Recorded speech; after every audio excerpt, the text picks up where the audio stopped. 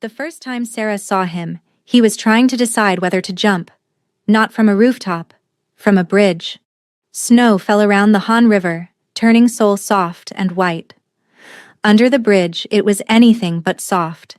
Just concrete, rusted beams, and dark water below rushing like it was hungry. He stood on the wrong side of the railing. Shoes on the narrow ledge, fingers gripping metal gone slick with ice, head down, black hair dripping. No coat. In February. In Seoul winter. No coat. Sarah's voice came out sharper than she meant when she shouted, "Hey!" The boy flinched. His sneaker slipped. Her heart jumped into her throat. But he didn't fall. He turned his head just enough that she could see his face. Korean. Maybe 16, 17. And absolutely wrecked. Blue lips. Raw cheeks. A bruise blooming along his jaw. Eyes so empty they made her chest hurt. She didn't know him. Didn't know his story. But she knew that look. Someone who'd already left. Their body just hadn't caught up yet. "Don't," she said firmly. The boy stared at her like she was an annoyance, a glitch in his plan. His English was accented but clear, flat as the river when he responded. "You don't even know what I'm doing." "You're not birdwatching," she shot back. "Get down." His voice was cold. "Go away." Sarah didn't move. "No. Here's what nobody tells you about saving someone. It doesn't feel heroic. It feels terrifying. Because if they jump, you have to live with that." She walked closer, boots crunching frozen snow. Traffic roared overhead. Everyone rushing somewhere warm, no one looking down. The boy said it again, more desperate this time. "Seriously. Go." But Sarah wasn't backing down. "No. You jump and I have to live with that. I'm not doing that today." His mouth twitched like he wanted to laugh but couldn't find the energy. He observed the obvious. "You're American." Sarah rolled her eyes. "Wow, observation skills. You're freezing." He tried to sound convincing. "I'm fine." She wasn't buying it. "You're shaking." He had an excuse ready. "It's cold." She had the answer. "Because you have no coat." He looked down at the black hoodie clinging to his frame. Soaked. Thin. He muttered, "It's enough." Sarah didn't hold back. "It's pathetic." His head snapped toward her. Dark eyes flashing. There. The first spark. Anger beat apathy every time. His voice went hoarse as he swallowed hard. "Why are you talking to me?" Sarah's answer was simple and devastating. "Because nobody else is. And because it's Valentine's Day and I refuse to watch you make it everyone's worst anniversary forever." He blinked. Snow caught in his lashes. He sounded genuinely confused. "It's Valentine's?" Sarah nodded. "You picked a dramatic day. Get off the ledge." The emptiness settled over his features again. "You don't get it. There's nothing left." She tried a different approach. "Then come tell me about nothing on the right side of the railing. If it's so empty, it can wait 5 minutes." He closed his eyes. For one awful second she thought he was going to push off. Instead his fingers moved. White knuckles loosened, hands slid along the railing. Right foot, left foot. He stepped back onto the path. Her lungs remembered how to work. Up close he looked even worse. Clothes wet. Nails dirty. The bruise on his jaw old and yellow at the edges like he'd taken more than one hit lately. He wouldn't look at her. Sarah shrugged off her long black coat. Winter air slapped her bare arms, but she didn't hesitate. She swung it around his shoulders, tugged it forward until it closed over his chest. He stiffened like she'd struck him. "What are you doing?" She was matter of fact, trying to keep you from turning into a popsicle. Arms. The coat swallowed him. Too big, too long. On her it hit just above the knee. On him the hem almost reached mid-thigh. He protested weakly. "You'll freeze." Sarah shrugged. "I have layers. You have that sad hoodie and bad decisions." That almost laugh again. Then he pulled the coat. Tighter like the warmth hurt. Sarah asked gently, "What's your name, Popsicle Boy?" He flinched at the nickname. Then after a pause he answered. June. Hanjun. She introduced herself. Okay, Hanjun. I'm Sarah. He tried the name slowly. Sarah? She smiled. Close enough. Now sit. She dropped onto the concrete barrier at the river's edge. Stone bit through her jeans. She didn't care. When he hesitated, she gave him an ultimatum. Sit, or I start singing badly until you run away in self-defense. One corner of his mouth lifted. The tiniest smile. He sat. Sarah broke the silence first. Why here? There are like 100 other depressing bridges in Seoul. His answer was quiet. It's quiet. She disagreed. Quiet is overrated. But June had his reasons. It's better than being yelled at. Or hit. Sarah's voice softened. Who hits you?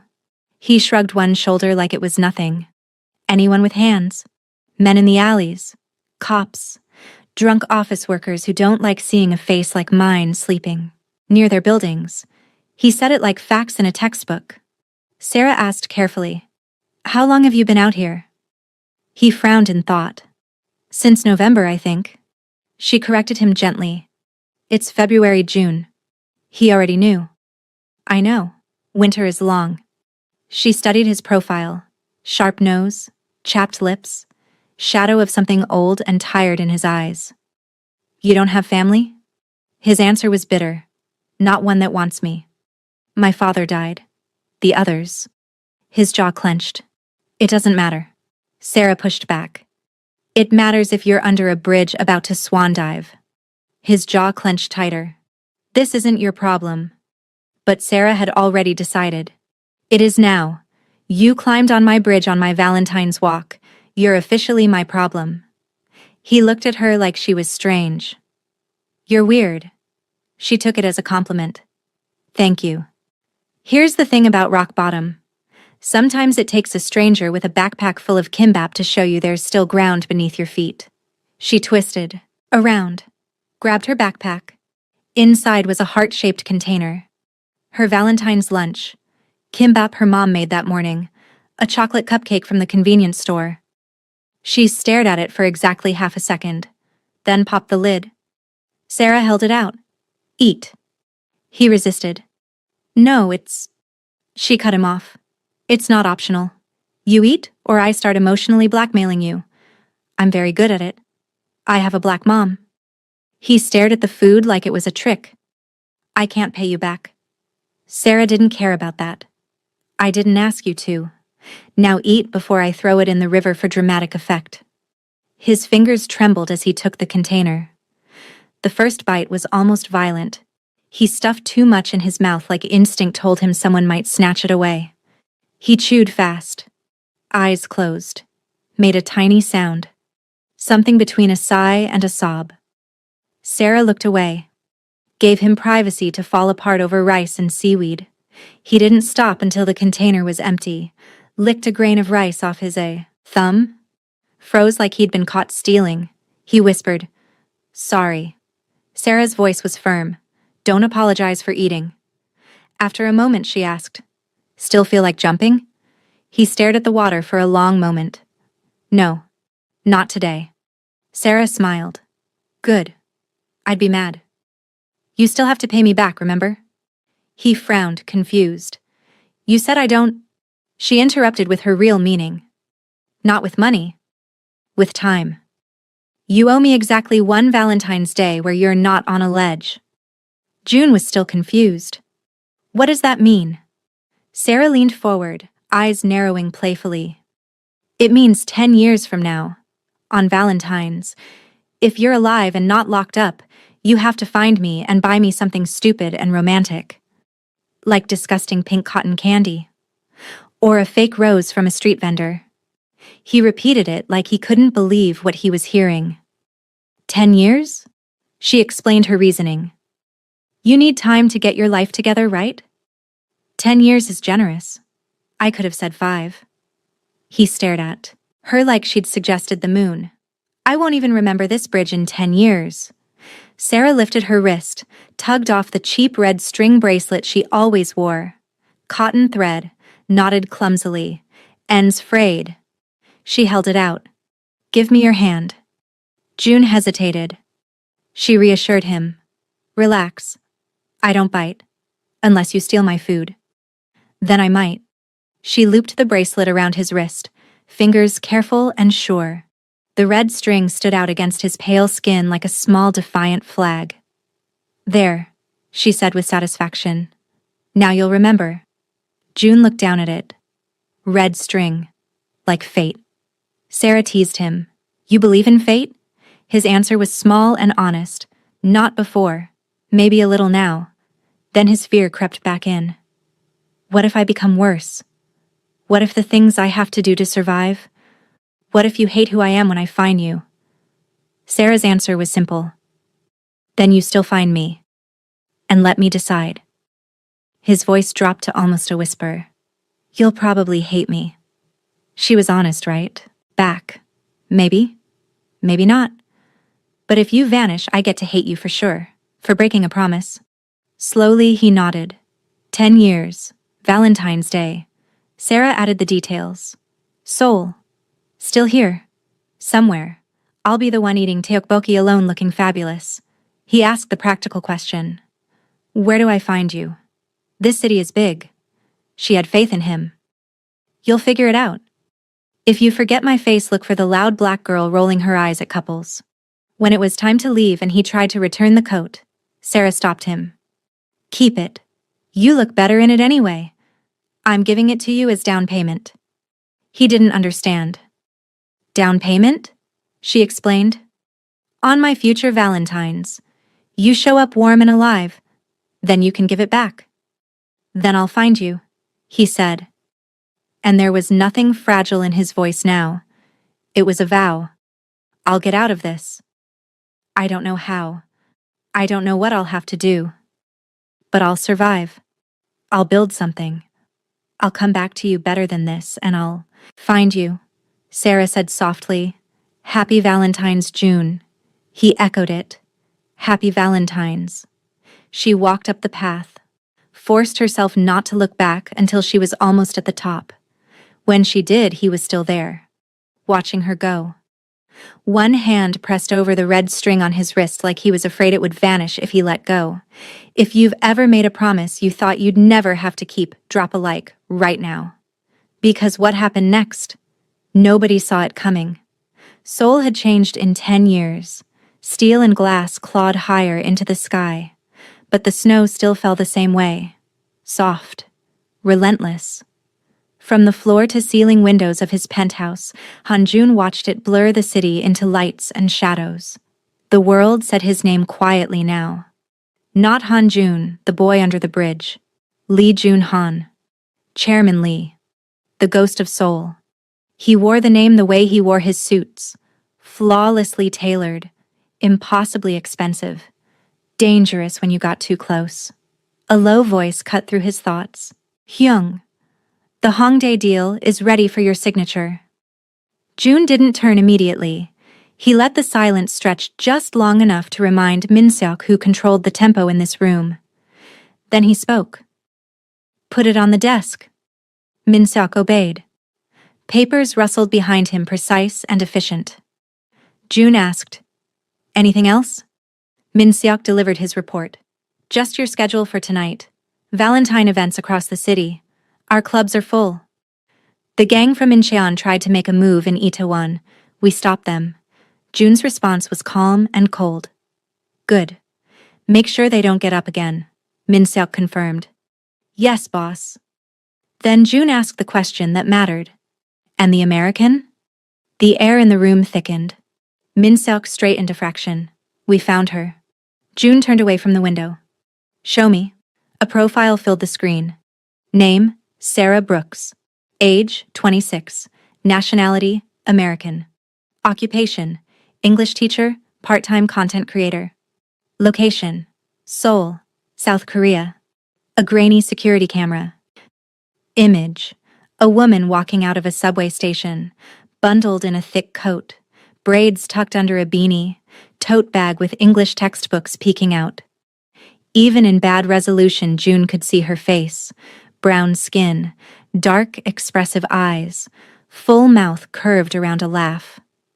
The world shifted under his feet. 10 years. 10 years of fights. Of blood. Of deals signed with men who would slit your throat over a misplaced comma.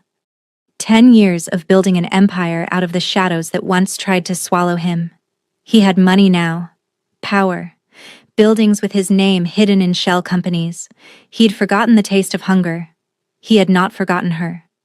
Not once. June's thumb drifted to the inside of his left wrist, under the cuff of his shirt, beneath the smooth face of a black Patek Philippe. Something rough brushed his skin. A red thread. Faded now. Frayed in places. But still there. He'd never taken it off. He asked quietly, "Where?" Minseok gave the location. Hongdae. She teaches at a language academy, then does live videos at night. Storytelling. Romance, mostly. June repeated the word like it was dark and amused at the same time. Romance. Minseok continued. She tells stories like movies. People subscribe, they comment. It's a thing. June murmured in English almost to himself. She always wanted to be dramatic. He switched back to Korean. Set a meeting. Minseok's tone stayed neutral, but June heard the layer beneath it. With her? June confirmed. Yes. Minseok asked carefully. How do you want to approach? Through the academy? Through a business front? But June had other plans. His lips curved, not quite a smile. Tonight is Valentine's. I told someone once that I would find her on Valentine's. Minseok observed, You remember the exact day. June's gaze sharpened. I remember everything. Find out where she'll be tonight. Not where she lives, where she goes when she wants to feel less alone. Here's what they don't tell you about keeping promises. Sometimes the person you swore to find has built a whole life without you, and sometimes you've become exactly what they'd run from. When Minseok left, the penthouse fell quiet again. June stood alone in the high glass box overlooking Seoul. Snow falling beyond the windows. He touched the red thread. For a moment his mind wasn't in this penthouse. It was under a bridge. With a girl who called him pathetic, then gave him her lunch. Who wrapped cheap string around his wrist and said 10 years. He said the name softly in the empty room. Sarah. It felt the same. Sharp. Warm. Dangerous. He whispered to the empty penthouse. I found you. Now let's see if you still want the Valentine you asked for. Hongdae on Valentine's felt like someone had poured glitter over chaos. Neon lights, street performers, couples in matching coats. The night air was grilled meat, sugar, and cheap perfume.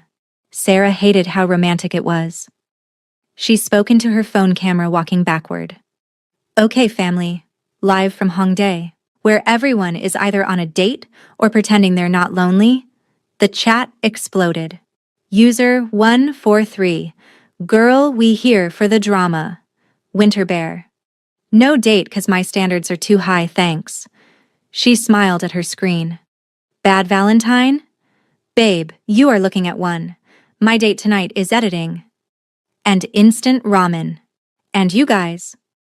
Hearts flew up the screen, but she had a question for them. Since it's Valentine's, let me ask you something. Have you ever made a promise you thought you'd never have to keep? The chat slowed, then surged. Heartbreak Kid. Why that sound ominous? Nuna for hire. Wait, are we finally getting Bridge Boy lore? Sarah laughed. You guys are too smart. Yes, it's a bridge story. And no, I am not ready to tell all of it. Yet. Her viewers weren't having it. The fake outrage poured in. She relented. Fine, I'll give you the PG-13 version. 10 years ago on Valentine's, I met a boy. And not in a cute way. He was about to do something stupid near a river and I yelled at him way. She continued the story for her audience. I gave him my coat, my lunch, my favorite bracelet. And he gave me a promise. He said 10 years from now, I'll find you. I'll be better. I'll buy you a real Valentine's. Sarah finished with a smile. So if some random half-frozen Korean man tries to buy me cotton candy tonight, I guess I have to let him. The chat exploded again. Manifesting him right now. If he didn't keep that promise, we jump. Girl, that's a Mafia man now for sure. Sarah shook her head at her phone. You've all watched too many dramas. Anyway, my school made us teach extra classes today, so this is my reward. Street food, neon, maybe a cat cafe if my toes don't fall off.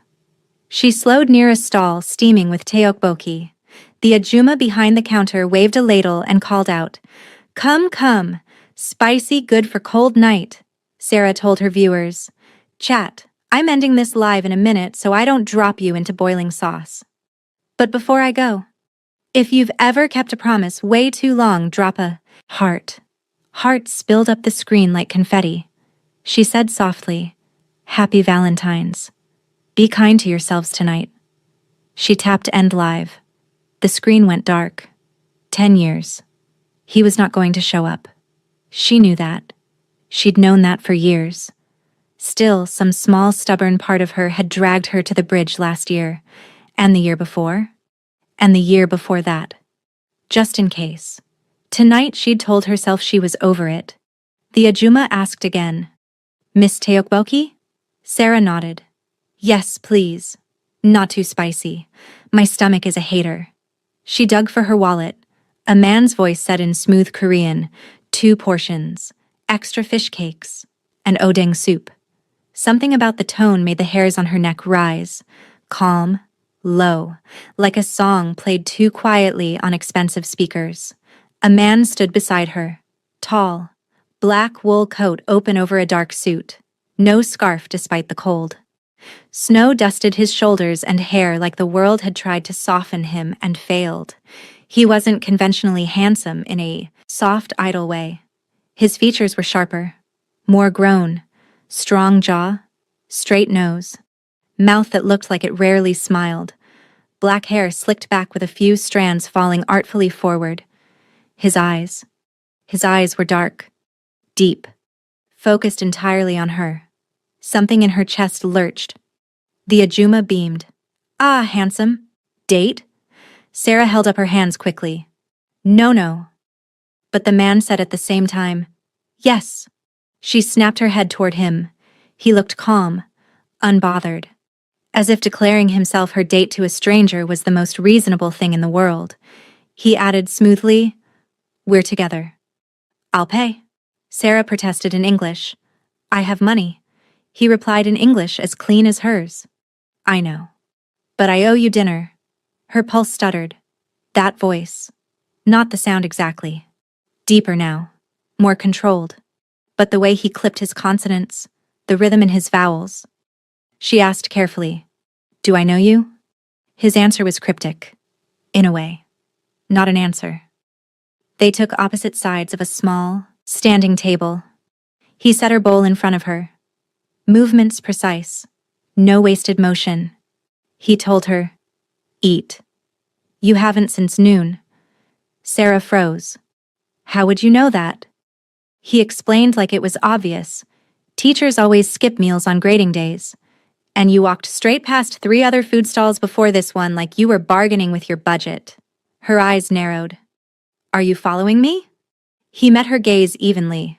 "Yes." Her chopsticks stopped halfway to her mouth. "You just admitted that." His response was simple. "Lying to you seems wrong." She challenged him. "You don't even know me." But then he said her full name softly. Sarah Brooks. 26. From Atlanta. English teacher, storyteller. Likes instant ramen more than is medically advisable. Cries at animal shelter commercials and pretends she doesn't. The bowl in front of her blurred for a second. She forced her hands to stay steady. She started to ask, "How?"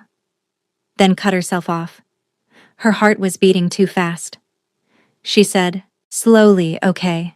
New theory. You're not just a creep. You're a very prepared creep." He almost smiled. Prepared. I like that better than stalker. Sarah pushed back. It's still stalking. He didn't flinch. If it makes you feel safer, pretend it's a background check. That made it worse. Why would you need to do a background check on me? He set his chopsticks down like this required both hands. He undid the top button of his glove, slid the leather off his left hand, rolled his sleeve back. A sleek black watch glinted under the harsh stall lights. Beneath it, tied around his wrist like it had been there forever, was a faded strip of red thread. Sarah's breath left her in a soundless rush. No. No, no, no. The string was thinner now, faded from bright crimson to dull wine, frayed in 3 places, but the clumsy knot in the center. She knew that knot. She'd tied it in the dark under a bridge hand's freezing heart racing. He said quietly, no accent now, the English coming out smoother and richer. 10 years. Valentine's Day. Seoul. Teokbokki. I was supposed to buy you something stupid. Her fingers went numb. She whispered, June. His mouth softened just a fraction. Sarah. If you're not subscribed yet, you're about to miss the craziest part. Because this is where it gets dangerous. Sarah breathed out. What happened to you? June's answer was simple. It's a long story. She shot back automatically. I like long stories. He smiled slightly. I know. He'd watched her content. Probably more than once. She gestured at all of him. You're not homeless anymore. His answer was quiet. No. You fixed that. Sarah scoffed. Me? I gave you lunch one time. But June corrected her.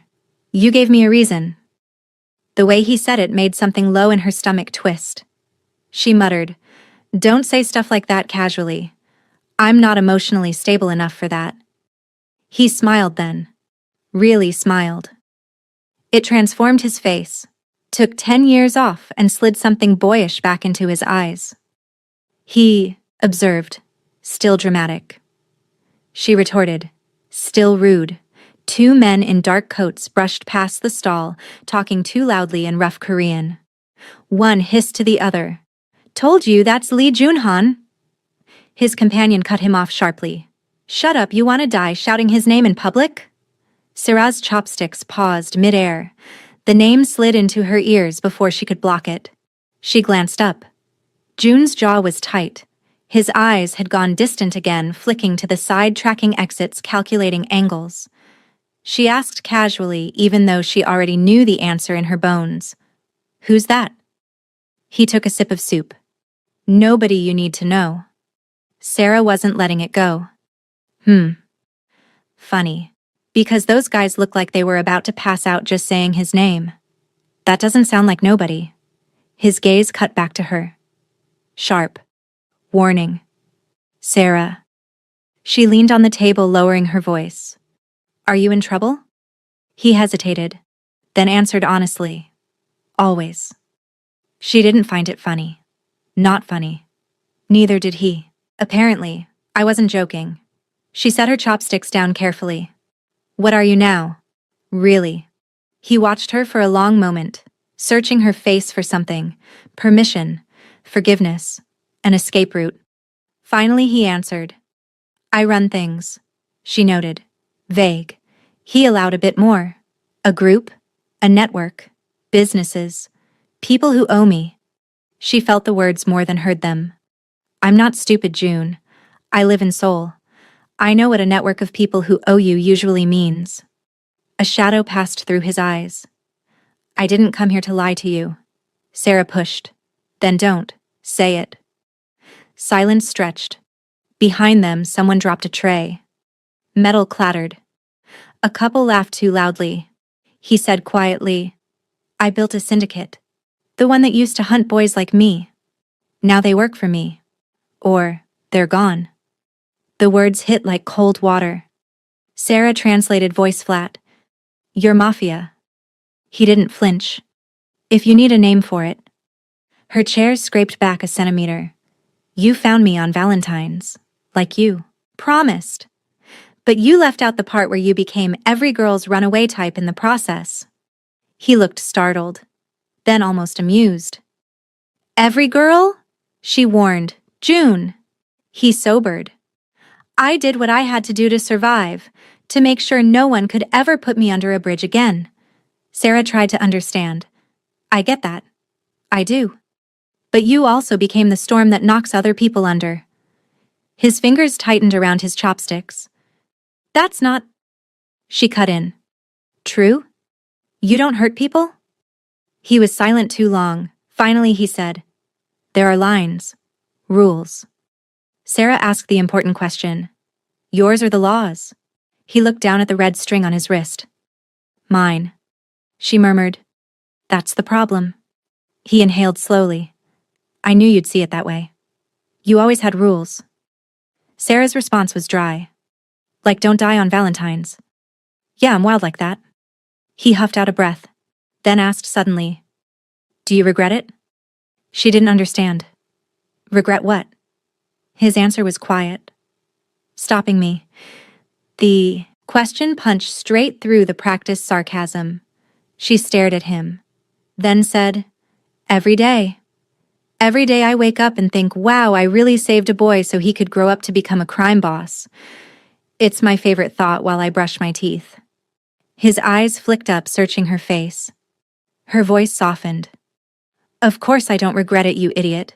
You're alive. That's the bare minimum. Something in his posture relaxed. She added reluctantly, you're still you. Under all the drama. But he disagreed. You don't know that. Sarah pointed out. I know you're still wearing that bracelet like it's welded on. That counts for something. Their eyes met. A current of something hot and familiar moved between them. Then her phone buzzed on the table. A notification lit up the screen. Lexus Academy urgent. Her chest tightened. She tapped it open despite herself. The email read, Sarah, please come to the office Monday. We need to discuss a complaint. From Director Lee. Subject parent complaint. Urgent meeting. One of our major sponsors has raised serious concerns about your online content and behavior. We must speak in person. Her stomach dropped. Her gaze snapped to June. She demanded, did you do something? He frowned. What? She asked more specifically. Did you call my academy? Or send someone? You've been following me. Did you?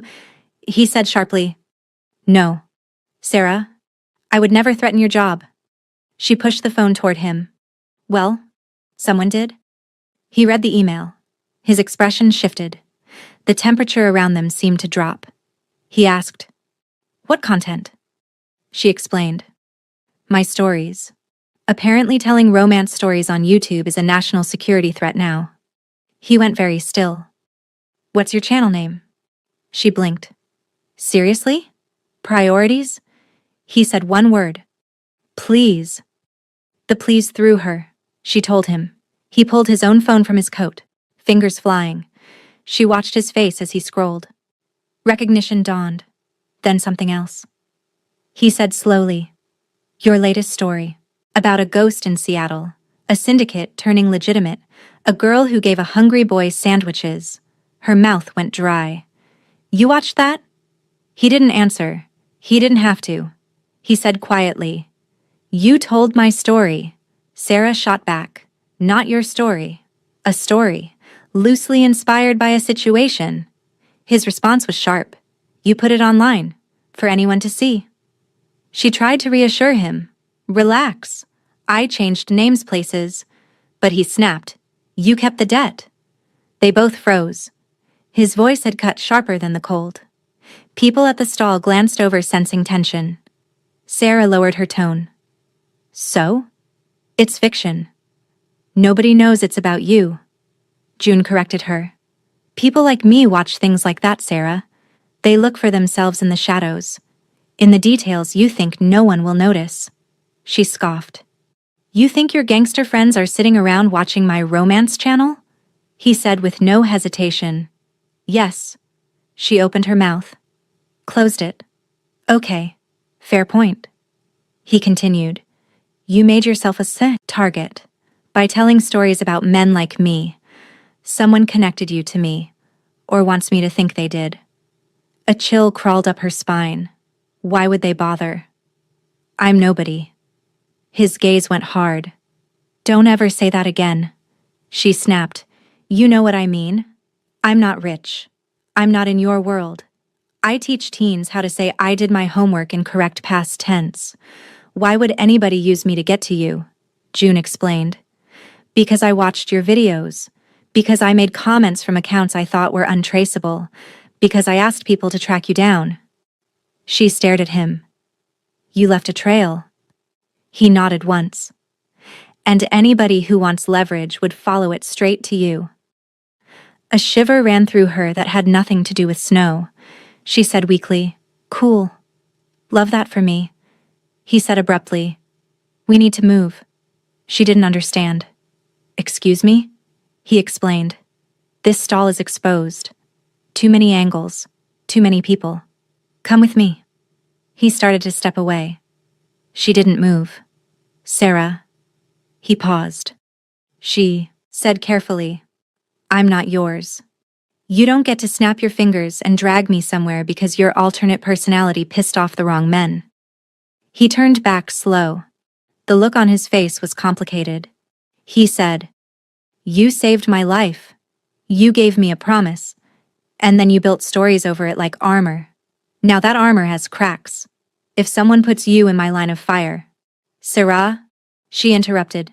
That's on them. Not on you. He disagreed. I disagree. She muttered. Of course you do. His jaw worked. He said again, quieter this time. Please. Just for tonight. Let me get you somewhere safe. After that you can decide if you ever want to see me again. Her heart stuttered. She should say no. Every survival instinct screamed it. But, you saved my life. I'll find you. 10 years, she said finally. I have boundaries. He replied instantly, Name them. She listed them. No locked rooms, no phones taken, no men with guns crowding me like I'm a witness in some drama. You talk to me like a person? Not a problem. His eyes flickered like he wasn't used to being negotiated with. Agreed. She added. One more. He waited. She said, No killing anyone. Because of me. Or near me. Or while I'm within a 2-kilometer radius. The corner of his mouth twitched. I can't promise no killing ever. My world doesn't work that way. She shot back. Then maybe I don't want your world anywhere near me. His gaze locked on hers. Pain flickered there for the first time. He said slowly, Okay. Then I'll give you a different promise. She folded her arms. I'm listening. He said with each word measured. For as long as you're with me, no one dies because of you. No one touches you. No one uses you as leverage. If they try. He didn't finish. He didn't need to. She grabbed her bag and slung it over her shoulder. Lead the way, Mafia boy. But if you try anything, I start narrating this like a live story and expose you to your own men. His eyes lit with something disturbingly close to pride. There she is, the girl under the bridge. She rolled her eyes. And there he is, the boy I should have shoved into therapy. He laughed. Low. Warm. People turned to look surprised to hear that sound from a man like him. Snow caught in the glow of Hongdae's lights as they walked. Somewhere behind them, a man in a gray coat watched phone lifting to his ear. He reported in Korean, She's with him, the girl from the stories. Yes, I'm sure. He smiled small and vicious. Tell the boss we found his favorite weakness. At the corner, a black sedan idled. A suited man stood by the passenger door scanning the street. When he saw them, he bowed. Boss? June acknowledged him. Min Seok. We're changing the plan, Sarah repeated. The river? Why are we going near more water? This feels symbolically messy. June looked at her. You wanted something stupid and romantic? The city sells that by the meter at Han River on Valentine's. She stared at him. You're taking me on a Mafia field trip to the Han River? She warned. Front seat's mine. If I'm sitting in the back like a hostage, I go live and tell everyone you're holding me for ransom in sliced rice cakes. He said easily, Take the front. Here's the thing about second chances. Sometimes they come wrapped in danger. Sometimes, the person you saved becomes the person who has to save you back. The car pulled away, leaving Hongdae's noise behind. Through the window, Seoul streets passed, bright storefronts fading to quieter residential blocks, then the open curve of the river road. Sarah broke the silence. Okay. Explain the rival obsessed with my channel. June leaned forward slightly. He's old guard, someone who liked the world better when boys like me stayed under bridges. Your stories make monsters look human. He hates that. She asked, Isn't that therapy? He should try it sometime. June explained. He thinks it's weakness. He also thinks I got weak when I started watching them. Min-seok said from the driver's seat. You did, just not in the way he thinks. Sarah glanced back. You watch my stuff too? Min-seok's ears reddened. My girlfriend does. She makes me. Sarah smirked. Sure.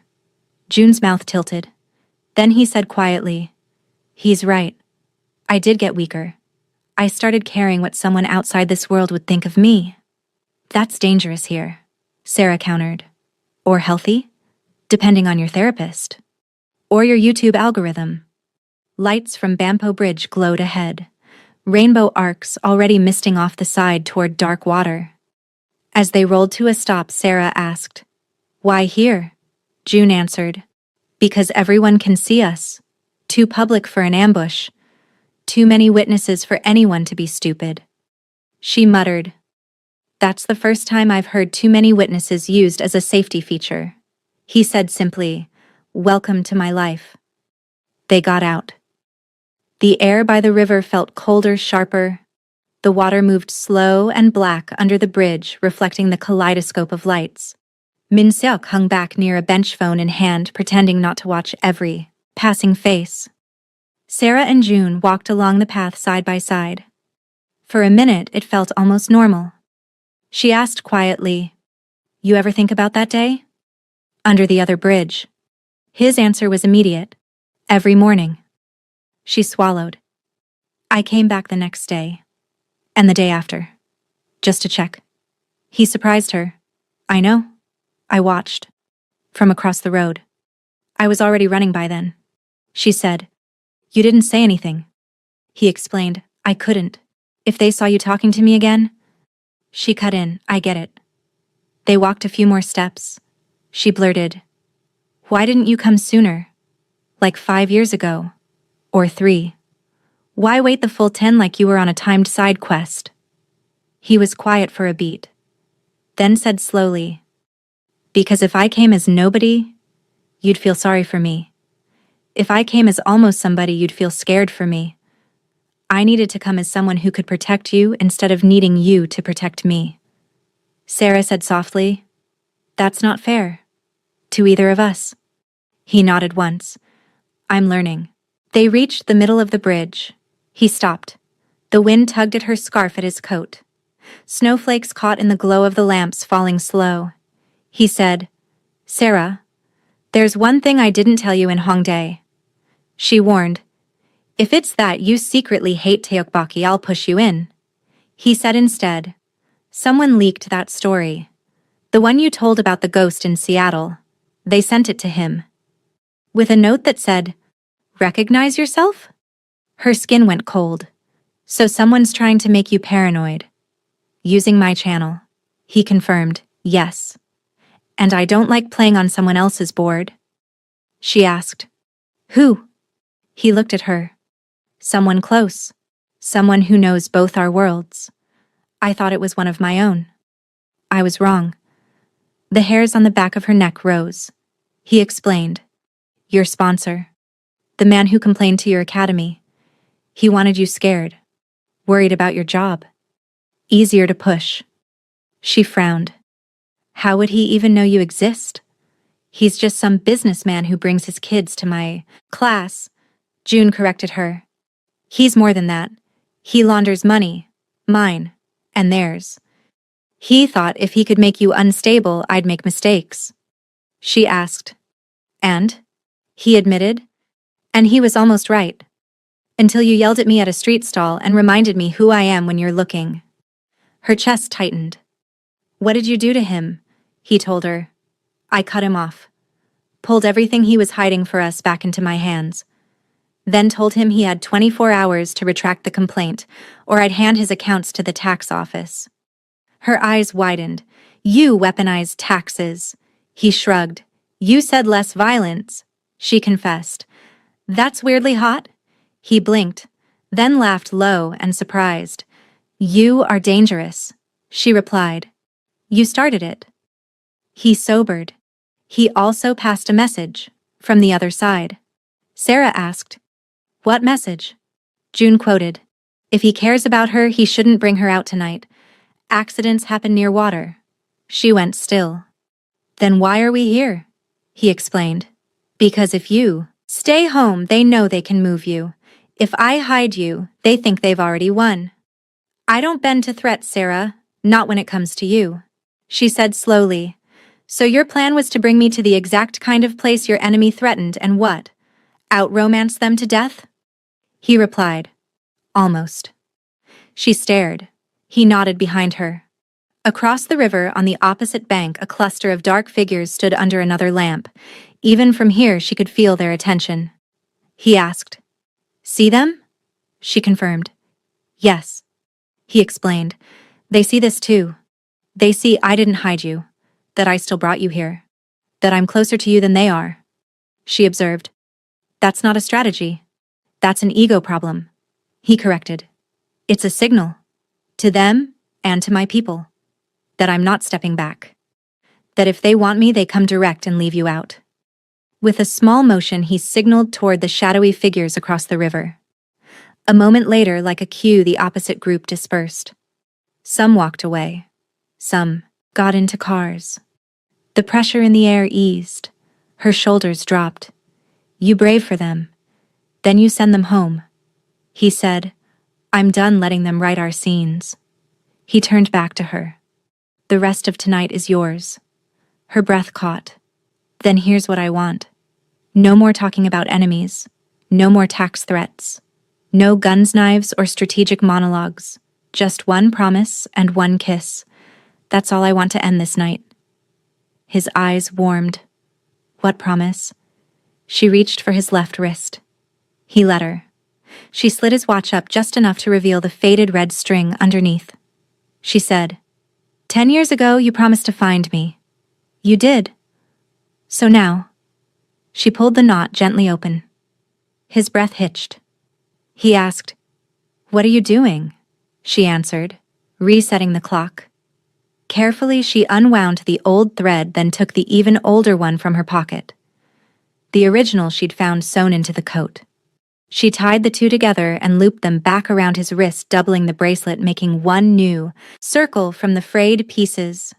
She said while knotting it firm, This time, you promise to stay. Emotion flashed raw across his face. She continued, No conditions. You work on making your world less bloody. I work on making my stories less reckless. We both work on not running when it gets hard. That's the deal. Something in him seemed to loosen and lock at the same time. He said, I promise. She commanded, Say it properly. He took her hand, lifting it to his lips. He said quietly, I, Hanjun, promise not to disappear on the girl who sat in the snow with me when I was no one. Not on Valentine's. Not on bad days. Not at all. Tears stung the back of her eyes. She whispered, You're getting really good at this dialogue thing. He replied, I had an excellent writer. Wind swept across the bridge, sending a flurry of snow around them like confetti. She said, voice a little rough, Okay, that's the promise. Now the kiss. He smiled. Yes, ma'am. She slid her hands up his chest, feeling his heart hammer under her palms. She murmured, You're still shaking. He pointed out, So are you. She smiled. Good. If one of us was calm, this would be boring. His laugh came out uneven. Fair point. He dipped his head slower this time, giving her every chance to pull away. She didn't. Their mouths met in the middle of a cloud of their own breath. The kiss wasn't careful now. It was 10 years of held breath. Of what-ifs and almosts unspooling all at once. His lips were warm, sure. One of his hands slid to the small of her back, anchoring her against him. The other cradled the side of her face, thumb brushing her cheekbone like he was memorizing the curve. She melted into him, fingers curling into his coat, the world narrowing to heat and heartbeat, and the soft sound he made when she tilted her head just right. Lights from the bridge washed over them. White, then pale blue, then a faint blush of pink as the fountain cycle changed. When they finally broke apart, lungs burning, he rested his forehead against hers. He whispered, "Happy Valentine, Sarah." She smiled, breathless. "You're 10 years late, but I'll allow it," he promised. "I plan on being early for the rest." She warned, "Don't get cocky. You still owe me cotton candy next year." He chuckled. "Deal." Down by the water, the river carried away the echo of old fear. Up on the bridge, under falling snow and shifting light, a homeless boy's promise finished transforming into something bigger. Not a ghost story. A love story. And it ended as it was always meant to. With them together on Valentine's and a kiss. If you made it to the end, if you're sitting here feeling every emotion this story put you through, then you're my people. This is what we do here. We tell stories about love that doesn't quit. Men who become better because someone believed in them. And Black women who save the world one promise at a time. Hit that subscribe button if you want more stories that wreck you in the best way. Drop a comment and tell me, did June keep his promise the right way? Would you have waited 10 years? And here's something I haven't told you yet. That sponsor who tried to destroy Sarah's career? He's not done. Next week, we're diving into what happens when the rival realizes June's weakness has a name. And trust me, you don't want to miss that. I'll see you there.